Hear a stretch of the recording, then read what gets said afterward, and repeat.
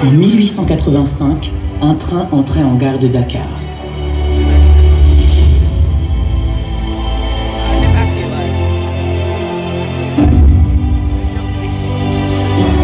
Il ouvrait la voie de la première ligne sénégalaise en direction de Saint-Louis. 30 ans plus tard, il filait à toute vapeur sur les 1287 km de la ligne Dakar-Niger. La grande aventure du rail sénégalais était lancée.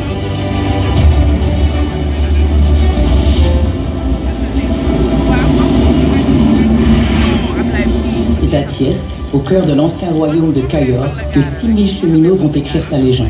Ils bâtissent le plus important réseau ferroviaire d'Afrique. En 1947, après 160 jours d'un combat héroïque, ils font plier la force coloniale et acquièrent le surnom d'hommes de fer.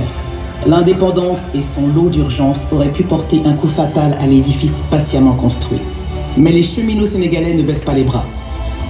En 1987, seuls et sans aide extérieure, ils construisent de leurs mains le petit train bleu qui permet à 2 millions de voyageurs par an de rallier la capitale.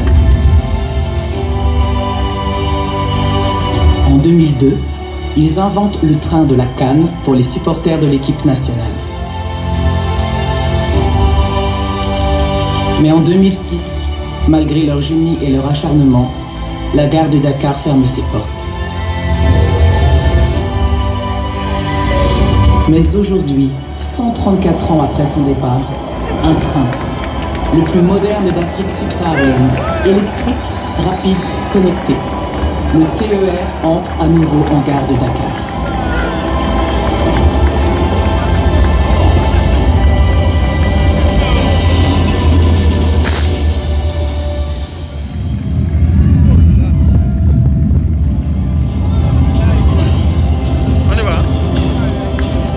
Pendant 26 mois d'un chantier hors norme, 10 000 ouvriers ont travaillé de jour comme de nuit pour poser les 38 km de voies nouvelles entre Dakar et Diamniadio. À travers la ville et la forêt de Mbao, ces hommes de fer ont rénové et construit 14 gares et 67 ouvrages d'art. Déjà, ils travaillent sur le second tronçon de la ligne qui placera l'aéroport international Blaise Diagne à 45 minutes du centre de Dakar.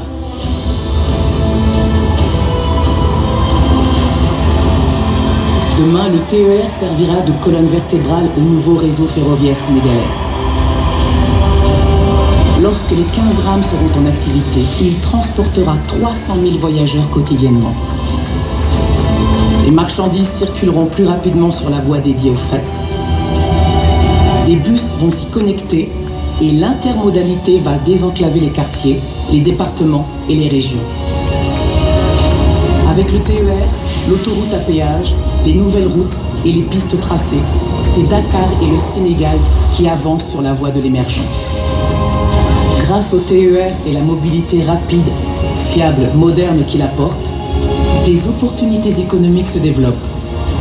De nouveaux emplois vont voir le jour et la qualité de vie de 3 millions d'habitants s'améliore.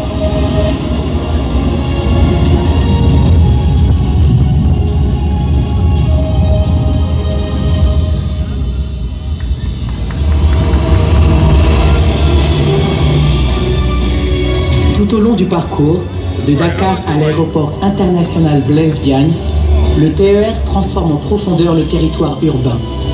Chaque kilomètre gagné est l'espoir d'un progrès pour les populations, qui voient leur région et leur pays marcher vers l'avenir. Un nouveau site de maintenance du matériel roulant et des rames se construisent à Colobane,